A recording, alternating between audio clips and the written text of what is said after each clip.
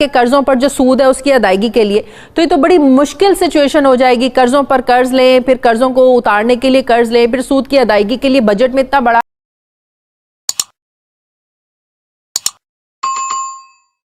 Crisis है।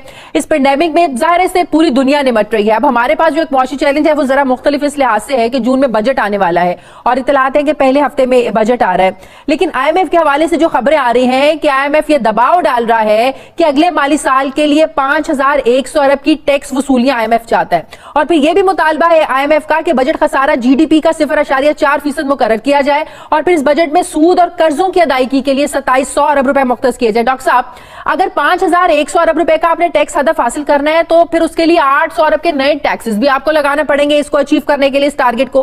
कितना मुश्किल चैलेंज है डॉक्टर साहब। आपको पता है मौजूदा हालात में ऑलरेडी हमारी इकोनॉमी इतनी पिसकर रह गई है, लोगों के पास जॉब्स नहीं है, लोग बेरोजगार हो गए हैं, तो ऐसे में क्या लोग इन नए टैक्सेस का बोझ बर्दाश्त कर सकेंगे? यहाँ पर मैं सिर्फ ये कहूंगा, इस तरह तो होता है, इस तरह के कामों से, इस तरह तो होता है, इस तरह के कामों में आप जब जाएंगे IMF में तो ये चीजें आपके साथ होंगी। आप बिल्कुल बाख्तियार नहीं है पॉलिसी बनाने में। जितनी वो लिवरेज दे दें वो उतना ही आप कर सकते हैं। कितने शर्म की बात है कि 200 मिलियन से ज्यादा वाला मुल्क, आबादी वाला मुल्क, एक न्यूक्लियर पावर आज अपनी माशी पॉलिसी नहीं बना सकता। उसको बताया जाता है कि आपने क्या क्या करना है, हम सिर्फ उनकी बातों पे इम्प्लीमेंट करते हैं। मेरे ख्याल में पाकिस्तानी बड़े खुश हो रहे होंगे इन सब चीजों से। जब मैं यही बात मैंने शुरू में कहा तो मैं अकेला खड़ा था। आप तरह के जितने चैनल थे कोई मेरे पीछे नहीं खड़े थे, और मैं इसी दिन के लिए, क्योंकि मैं जानता था कि क्या होगा पाकिस्तानियों के साथ में, और मैं कह रहा था कि प्राइम मिनिस्टर साहब खुदा के वास्ते इस रास्ते पर न चले। तो अब क्या है, अब हम IMF में जितना वो हमें लिवरेज देंगे, हम रोएंगे गाएंगे। 51 वो अगर 5100 बिलियन की बात कर रहे हैं तो हम कहेंगे जी नहीं, हम 47 कर लेंगे, 48 कर लेंगे। ये बिल्कुल वैसे ही है जैसे पिछले माली साल में हुआ था कि वी स्टार्टेड विद 5503 बिलियन, उसके बाद फिर हुआ कि चलो 5203 बिलियन कर देते हैं।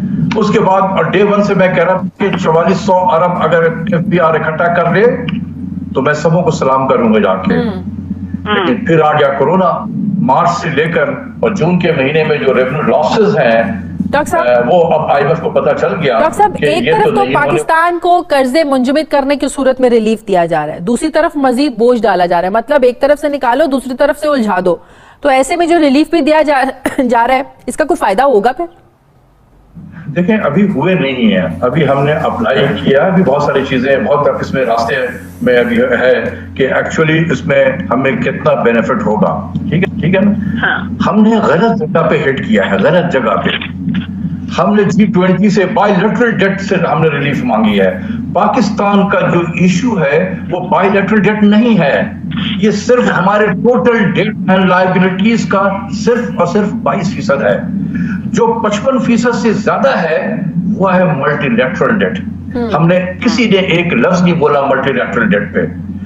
अगर प्राइम मिनिस्टर के लेवल पे ये बातें अगर करनी थी तो ऐसे लेवल इस चीज की बात करनी होती कि जिससे कोई पाकिस्तान को ज्यादा बेनिफिट हासिल होता।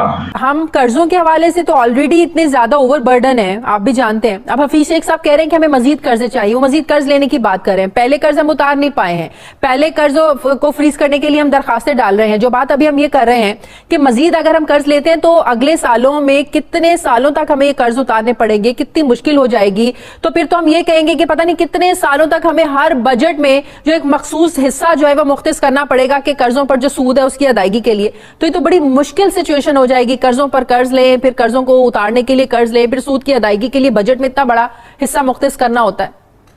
देखिए, IMF का प्रोग्राम है ही है इसी पर्पस के लिए कि आपको डेट ट्रैप में इतने डीप लेके आपको पहुंचा दिया जाए कि आप अगर जो कर्जा आप पे ड्यू है इसकी पेमेंट के लिए आपने फिर कर्जा लेना है।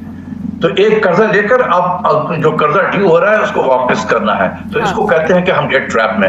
IMF के प्रोग्राम ने इस डेट ट्रैप को और मजबूत कर दिया है। आप कहेंगे वो कैसे? हमने जो इंटरेस्ट रेट बढ़ाया था 6% से उठाकर हम ले गए 13.5% पे, और वहां बहुत अरसे तक रखा। हमें बताया गया कि इससे तो हम इन्फ्लेशन को कंट्रोल कर रहे हैं। मैंने बहुत सारे वो ग्राफ जो है चैनल्स में दे दिए हैं। ये मैं आपको बता रहा हूँ जुलाई 18 से लेकर और सितंबर 2019 के नंबर में आपको बता रहा हूँ, तो 50 अरब का हमने इंटरेस्ट पेमेंट बढ़ गया। अभी प्राइम मिनिस्टर जब बातें करते हैं कि देखिए हमारे पास तो रेवेन्यू इतना कम है कि हम तो इंटरेस्ट पेमेंट के बाद कोई पता नहीं है, तो मैं प्राइम मिनिस्टर से कहता हूँ कि सर इस चीज को बचाने के लिए अभी जो इंटरेस्ट रेट सिंगल डिजिट पे आया, क्या ये मजीद कम हो सकता है? मजीद ये पीछे जा सकता है? ये नंबर्स पीछे जा सकते हैं? अच्छा, ये जून तक ये इन्फ्लेशन जो है इस मुल्क में तकरीबन जून जुलाई की बात कर रहा हूँ, ये आ जाएगा कोई 6% के करीब। हमारा डिस्काउंट रेट स्टेट बैंक वो भी 6% अच्छा, डॉक्टर साहब अगर दुनिया की शरह नमू की बात की जाए तो इस पेंडेमिक के बाद ये कहा जा रहा है कि ये जीरो नेगेटिव पर जाएगी, जो कि कोरोना से पहले, इस पेंडेमिक से पहले ही शरह नमू 3.5-4% मतवक्के थी, जो कि बिल्कुल नॉर्मल था। अब कहा जा रहा है कि नेगेटिव में जाएगी। मैं डॉक्टर हफीज पाशा साहब को सुन रही थी, वो कह रहे थे कि मैंने कुछ रिसर्च किया, वो बताते हैं कि हमारी शरह नमू जो 2.5% थी इस पेंडेमिक के बाद ये मनफी होकर 6 से 7% नेगेटिव पर आ जाएगी। मतलब ये कि 1200 अरब रुपए की कौमी पैदावार में कमी हो जाएगी। ये पेंडेमिक के बाद की सूरत हाल बता रहे हैं। आप भी जानते हैं हमारे एक्सपोर्ट ऑर्डर्स कैंसिल हैं, हमारी फैक्ट्रीज 2 महीना बंद रही, यहाँ पर प्रोडक्शन हमारी हो नहीं सकी। तो ये जितनी एक्स्ट्राऑर्डिनरी सिचुएशन है, ये जो इतना नुकसान है, ये किस तरह और कितने अरसे में ये सब रिकवरी हो सकती है? मैडम जुलाई से लेकर फरवरी तक तो हम नॉर्मल हालात में थे ना। हाँ। ये तो मार्च 23 से, ये 20 मार्च से बाद में ये सारे जो है लॉकडाउन लोग जो शुरू हुए हैं, ये 20 मार्च के बाद की पैदावार है ना। तो ये 20 मार्च से आगे यानी कि 3 हफ्ते भी मार्च के भी हो जाते हैं, तो आपके पास अप्रैल या जून यही 3 महीने हैं ना। अप्रैल के महीने अगर मैं रेमिटेंस में देखूं तो 1% की कमी आई है, कोई खास तो कमी नहीं आई है।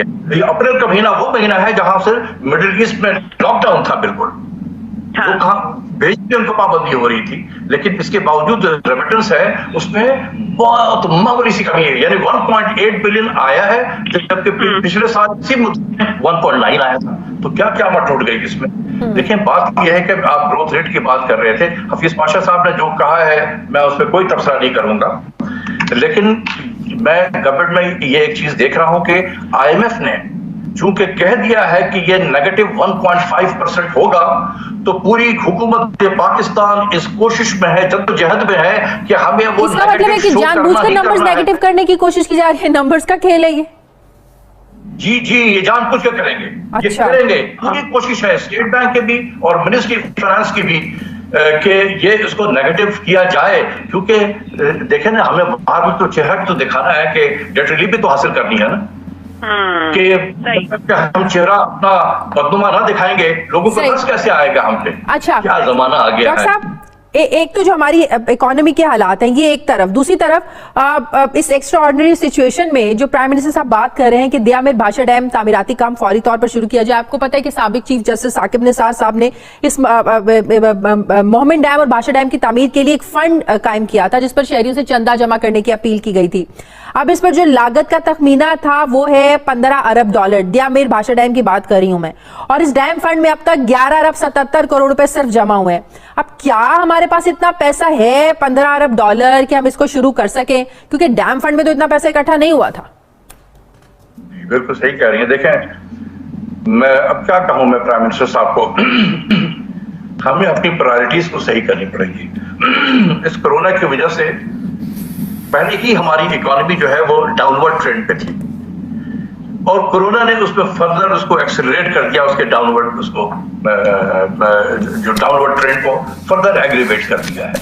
हमें कैसे अगले बजट में ये जो 2020-2021 का बजट है ये क्या होना चाहिए, ये basically minimizing the cost of adverse cost of corona, किस तरीके से पाकिस्तान की इकोनॉमी को इस एडवर्स इंपैक्ट से बचाया जाए, इसको मिनिमाइज किया जाए। हमारे बजट का फोकस इस तरफ होना चाहिए। ना इतना ज्यादा हम टैक्स इकट्ठा कर सकते हैं, अगर ये 4200-4300 बिलियन हम इकट्ठा कर लें तो ये बहुत बड़ी बात होगी, जैसे मैं उस वक्त भी कह रहा था कि 55, जब सारी दुनिया 55 कर रही थी, 5500 अरब, तो मैं कह रहा था कि 44 हो जाए तो बड़ी बात हो। तो अभी भी मैं कह रहा हूं कि खुदा के वास्ते इस सब चक्करों में ना पड़े, अपने मुल्क की इकोनॉमी को तरफ तवज्जो दें। ठीक है, बहुत बहुत शुक्रिया डॉक्टर